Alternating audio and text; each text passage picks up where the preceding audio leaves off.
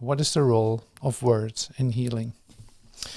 All right, so first of all, thanks for being here in the spiritual healing class too. So this is the classical part, like we come together here first and then we meet as a group online, in fact. And so this is also for YouTube, so to speak. So I'm really happy that you're here and that you decided to tune in to this. I'm really happy that you do that, and we're going to start off today with some relaxation first. Like, oh yeah, what are we doing here? We're actually coming into a present moment together. We're diving into this moment, leaving things behind that have nothing to do with this present moment. So how do you do that?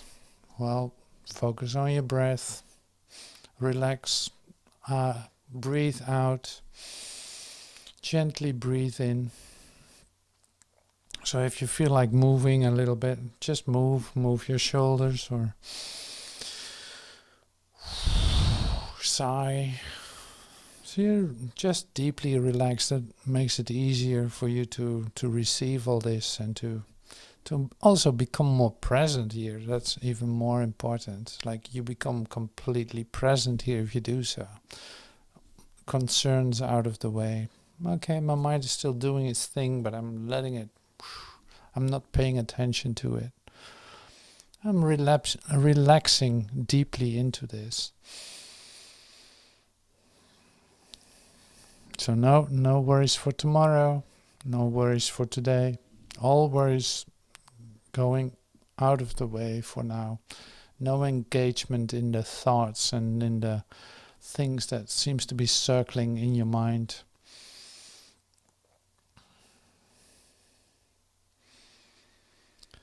Yeah, that's better. So, hey, opening your consciousness for light and love. That's great. That's a real opportunity to sink deeper and come closer in contact with the core of your being, with that what is still and quiet and always in communication. Here's that place in you. Yeah, you did that. You did that right. See, immediately you feel also that you start to communicate with whatever appears to be there. It's like, whatever that is. I don't even know what I'm communicating with, but I feel that my mind is opening up. And then suddenly, say, light comes into my mind and it's just present here. So is this healing? Is this light? Is this recognizing who you are? Yeah, absolutely. So are we actually spending a moment of reality here? A real moment in time? Yes, absolutely. We're even having a great opportunity to go out of time together, to realize that, well, this is not the place where we meet. This looks like I see things with my eyes, but actually this is not the place where we meet at all. This has nothing to do with that. Like, there's no distance between us. Like, there's no you over there and me right here. Or no, it's like, no, this whole idea of space and time just starts to dissolve. You feel the presence of one another here. You feel that you're present here. That's occurring right now. So that's why I want to take you into this experience that is a real possibility to experience oneness, or to experience connectedness at least, and say moments of peace, glimpses of truth, who knows, or a revelation of what is actually occurring, that it has nothing to do with the way that you look, like with your eyes, what you see with your eyes, but it has to do with vision that has no relationship to perception at all. So this is our introduction. So are words then important in healing? Do we really need to use words in healing? This is the subject that we're looking into today. And I know that Joel Goldsmith, The Art of Spiritual Healing, that we used, say, in some other classes in spiritual healing, writes about that too. And we'll take that another moment into account, so to speak. We're going to take a look at that in another class when we come together. But here, today, we use the Urtext of A Course in Miracles to dive into that. Like, what does actually the Course say about that? How does that work? Wow, that's really interesting that it's in here too. Like Joel speaking about it, but also here. Like, are words important? See, why is there so much similarity between what Joel says and what is in the Course in Miracles? Because, in fact, what Joel teaches is the teaching of Jesus. The Course in Miracles is also directly from Jesus. It is the download that Jesus gave to Helen Schuckman. She wrote it down together with Bill. And here it is written, it is given to us in this form. So the similarities are quite, they're great. You know, the similarities is our joint Christ mind. There's literally only one mind, so how could there be differences in that? Like, if there's only one mind and it's your Christ mind, it is your Christ mind. How could there be a conflict? There cannot be. So I'm still using words. You can tell. So I use a lot of words. Is that necessary? Well, let's read and see what the Course says about it. I love this chapter. So it's in Volume 3, Manual for Teachers, and it is on page 437 of the Urtext of A Course in Miracles, the combined 7-volume edition. What is the role of words in healing? Okay, here we go. Strictly speaking, words play no part at all in healing. The motivating factor is prayer or asking. What you ask for, you receive. So the biblical reference to that is, because, hey, here's another reference. The New Testament. Matthew is coming to assist us here. Matthew says this in Matthew 21:22. Verse 22. And all things, whatsoever ye shall ask in prayer, believing, ye shall receive.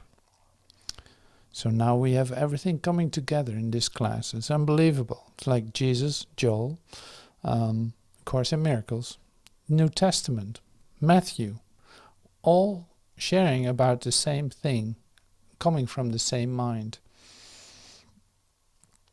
All things whatsoever ye shall ask in prayer, believing, ye shall receive. Coming back to A Course in Miracles. What you ask for, you receive. But this refers to the prayer of the heart. All right, so this refers to the prayer of the heart, not the words. Not to the words you use in prayer. It's absolutely redundant, like it's not making any difference. It doesn't really matter what you ask, what words you use.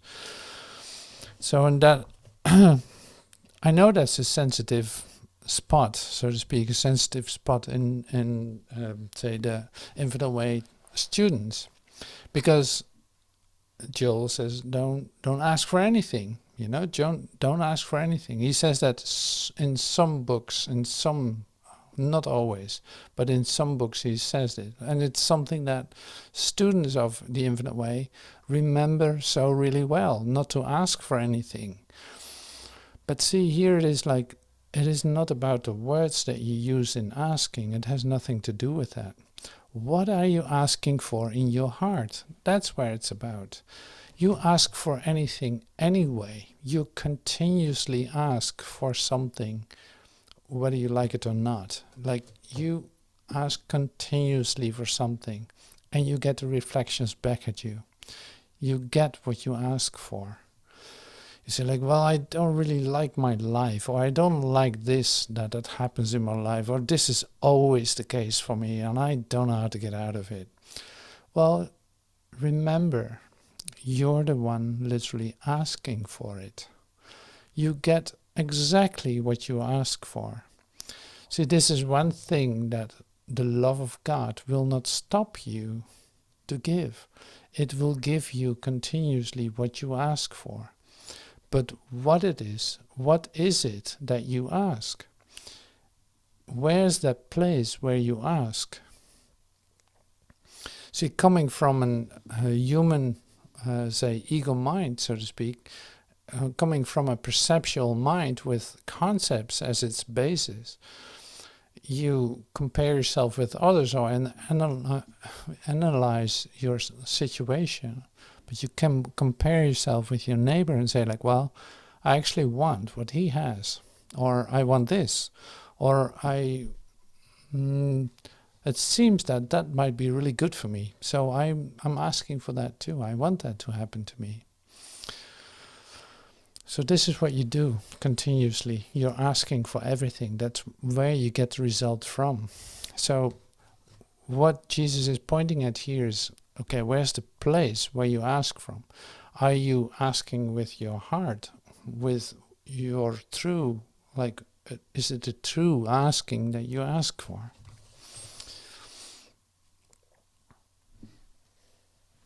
Okay, so we continue. This refers to the prayer of the heart, not of the words you use in praying. Sometimes the words and the prayer are contradictory. Sometimes they agree. It doesn't matter. Okay, so now it doesn't matter what the way that you ask it. God does not understand words, for they were made by the separated minds to keep them in the illusion of separation. Words can be helpful, particularly for the beginner, in helping concentration and facilitating the exclusion or at least the control of extraneous thoughts. Let us not forget, however, that words are but symbols of symbols. So, in other words, they are twice removed from reality.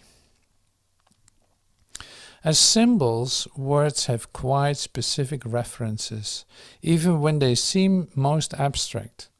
The picture which comes to mind is apt to be very concrete. So unless a specific referent doesn't occur to the mind in conjunction with the word has little or no practical meaning and thus cannot help the healing process. Okay, so that's what the ideas are related to words. So they're so far removed from reality that like, yeah, it is not showing up on the radar, so to speak, on the radar of God. It's not showing up on it. It's like, no, that was nothing. But the prayer of the heart does not really ask for concrete things. It always requests some kind of experience, the specific things asked for being the bringers of the desired experience in the judgment of the asker. The words then are symbols for the thing asked for, but the things themselves but stand for the experiences which are hoped for.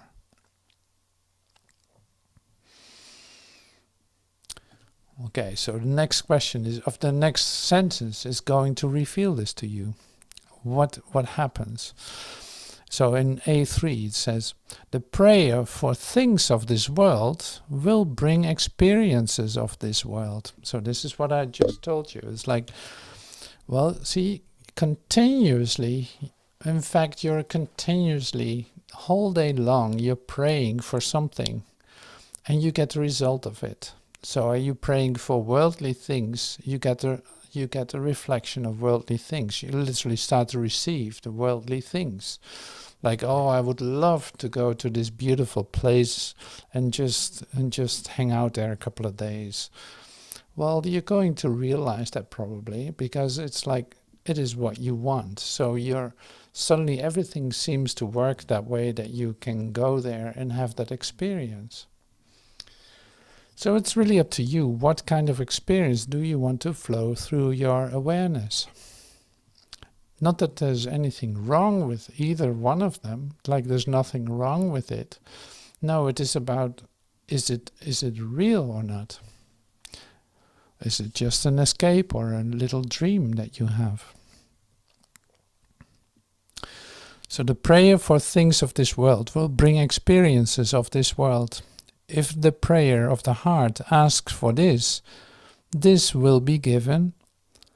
If the prayer of the heart asks for this, this will be given, because this will be received.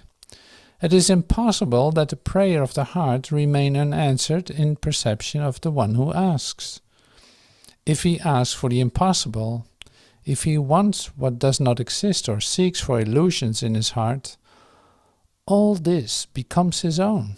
See, it's like it doesn't matter what you ask for in terms of you will reach, you will literally manage to, what you are asking for in your heart, you will realize, you will literally manifest that.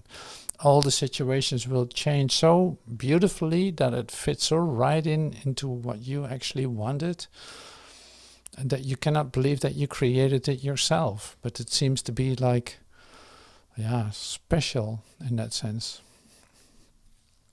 So then here it refers to, okay, what are you asking for? Is it something of an illusory nature? Well, if that is what you ask for, you will going to get that too.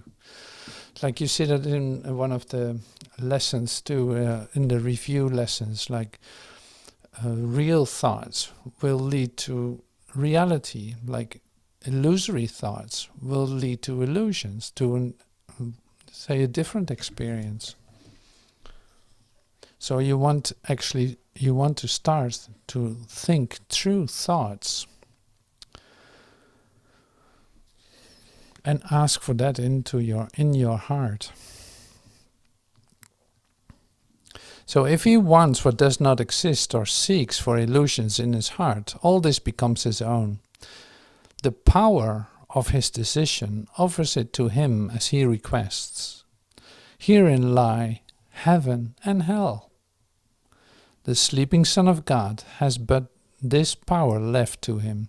It is enough. His words do not matter. Only the word of God has any meaning, because it symbolizes that which has no human symbols at all. So the Holy Spirit alone understands what this word stands for, word with capital W. And this too is enough. So I'm just going to keep going through this text because it's so great to read this. And also at the end of that we will come back to take another look at this. So is the teacher of God then to avoid the use of words in his teaching? No, indeed. Okay, so I'm allowed to do this. Like, is the teacher of God then to avoid the use of words in his teaching? No. And teaching is healing too. It's like, no, indeed. There are many who must be reached through words, being as yet unable to hear in silence. The teacher of God must, however, learn to use words in a new way. Gradually, he learns how to let his words be chosen for him by ceasing to decide for himself what he will say. This process is merely a special case of the workbook lesson, I will step back and let him lead the way. The teacher of God accepts the words which are offered him and gives as he receives. He does not control the direction of his speaking. He listens and hears and speaks. Yeah, this is amazing. So I stop here right now. It's like, this is amazing because this is what is happening. This is like what I'm demonstrating. I wouldn't know what to tell you. I wouldn't know what to share with you. And I don't have to know. So literally by trusting that what is given for me to share, it is flowing through me. I have no conscious control over what I'm saying. I'm trusting that what comes out is what needs to come out. It is literally given to me. I've not even a memory of what I'm saying. Like, and not that is special. No, it is like, no, this is just something that you can allow yourself to happen to yourself. You can develop this if you want. It's not really developing anything. It's getting out of the way and trusting what is given. So step by step you realize, oh my God, how that works. It's so beautiful. I can trust this. Yes, I can trust my feeling. Oh my God, I'm speaking. But I would never have done this as in my human memory of myself. I would never start to speak like this. And now actually I'm opening my mouth. And what comes out, whatever that is, it is going to be helpful. It's going to be so well, it is so well coming together. It is so well, organized, if you want to see it like that. It's like it's so well organized. It's unbelievable. There's a real plan behind all of this. And it's something that you asked for in your heart. You literally asked for this to come to you. That's why it becomes so transparent. It's unbelievable. It's like it's happening in this moment. I'm actually sharing about this right now. And you're in the middle of that process and you're receiving that because you asked for it. You have a direct, letting this all come falling into place for yourself, seeing this at work right now. We don't need to go anywhere for it, or you don't need to study this in order to receive this. No, it's happening right now. It's happening right now. Does it need words? No. See, in fact, it is not about the words at all. What's being shown here is a possibility to see what is actually working. So can I repeat what I just said? No, it is completely gone. I wouldn't know what I've said. This is how that goes. So really beautiful. And I love to offer this in itself too. Is like I love to offer this as a practice. Like how can we practice this together? By just doing it. In fact, it is like opening your mouth and the words will roll out of all that comes with this. I love it. I love this. It's so great. So we come to this just by this part of the manual for teachers. Okay, so this is lesson 100, a special workbook lesson. I will step back and let him lead the way. That's another beautiful lesson we're going to do one day for sure. So the teacher of God accepts the words which are offered him and gives as he receives. He does not control the direction of his speaking. He listens and hears and speaks. Yeah, it's beautiful. A major hindrance in this aspect of his learning is the teacher of God's fear about the validity of what he hears. And what he hears may indeed be quite startling. It may also seem to be irrelevant to the present problem as he perceives it, and may in fact confront him with situations that appears to be very embarrassing. All these are judgments by which have no value. They are his own, coming from the shabby self-perception that he would leave behind. Judge not the words that come to you, but offer them in confidence. They are far wiser than your own. Well, that's good to know. I totally agree. God's teachers have God's words behind their symbols, and he himself gives the words they use the power of his spirit, raising them from meaningless symbols into the call of heaven itself. See, I wanted to read that. He fears may indeed be quite startling. Yeah, quite startling or embarrassing. So yeah, this embarrassing part in which you're not, say, controlling what you say and what you share can be quite embarrassing. So I have beautiful experiences with that too. And it's like it brings you right here, and it has an incredible impact on others too. So yeah, it is great to use this, and it's beautiful to let this happen. So is that part of healing? Yeah, absolutely. Because see, the whole tendency of healing, of spiritual healing, is stepping back. You're not doing anything. You don't need to be concerned if you're saying the right thing or not. No, just trust. Learn to trust. Like trust with full confidence. Share what comes out of your mouth, like what flows through. Allow that to come out and share with others. In that, healing can take place. Because many of us need words in order to receive the healing for themselves. Not that the words matter, no, but they help to open ourselves up for the truth of who we are, or to become aware, like, oh yeah, wait a minute, I gotta let go of this idea. Oh my God, it has been bugging my mind for forever. Now I have to get it out of the way. I'm going to let go of the attention that I give it. And suddenly there's space in the mind. Like it's continuously letting go of the contraction, of the holding on to something that you might not even be aware of what it is, but you're tense, you're holding on, you're contracted in a certain way.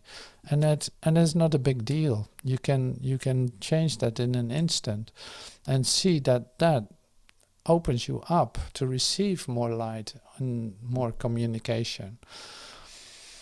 So it's a great part of the manual for teachers. I love this. So you don't have to use words if you're allowed. If you're used to communicating in stillness, wow, boy, yeah, you don't need words at all. You can take each other home with no words. Believe me, absolutely. And we also love to practice that. Like it can happen right now. I'm actually offering this to you in this instant. Like, yeah, let's be quiet and allow this to occur. Let's the stillness speak to us for just a moment. Like, oh yeah, we're practicing getting out of the way. Like, okay, let's get out of the way for now. I'm ceasing to speak, I'm just shutting up for a moment. Even though it's completely given what to share with you, I'm still being quiet now.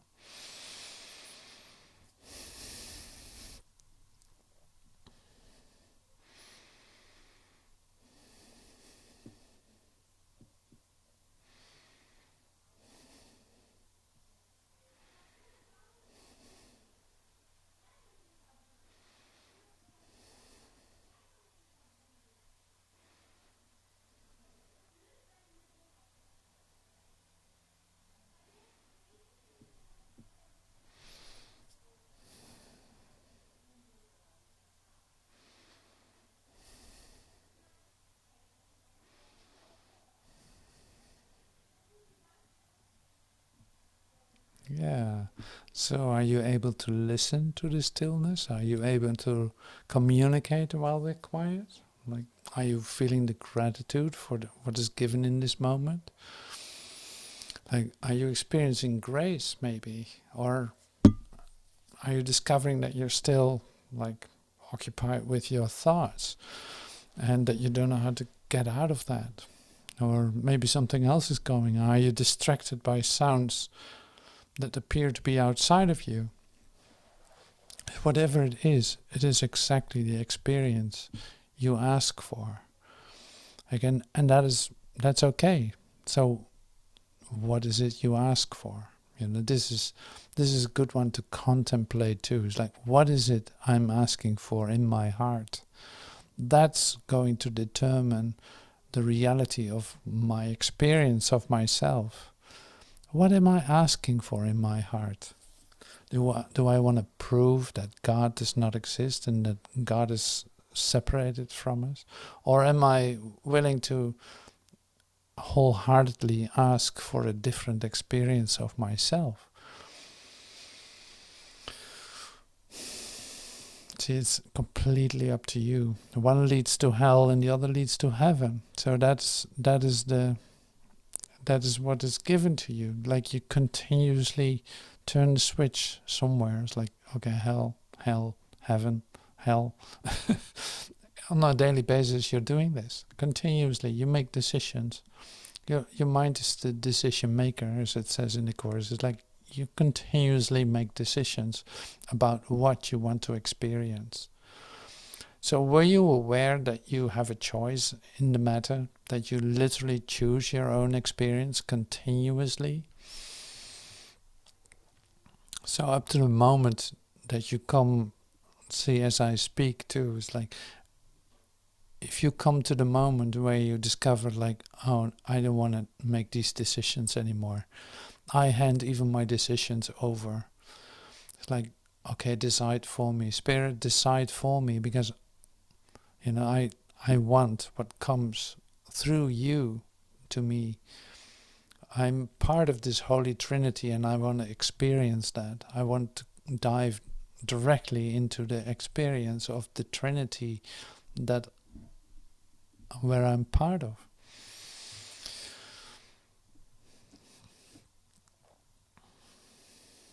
So spiritual healing. So we continue this class series in the next part. So that will start next week. So it is a different class too. We become even more practical. So we become practical in these classes too, because after this moment of introduction, in fact, of looking at a part of scripture, a part of the Course in Miracles or the books of Joel, we come together and we have moments that we feel like, oh yeah, I want to share something. So that's what you can do. But in the next part of the spiritual healing classes that is coming up, we're actually taking time to practice this even more. And in what form and how that is going will be given to us. Like just as we trust what is being given to us here as what's being shared, that will continue. So that's why I just trust what is given in the moment, and coming up with say a so-called new class. We're continuing this process, and I hope that you will be part of it. That would be so lovely. So thank you so much for being part of this, and I hope to see you soon. Thank you.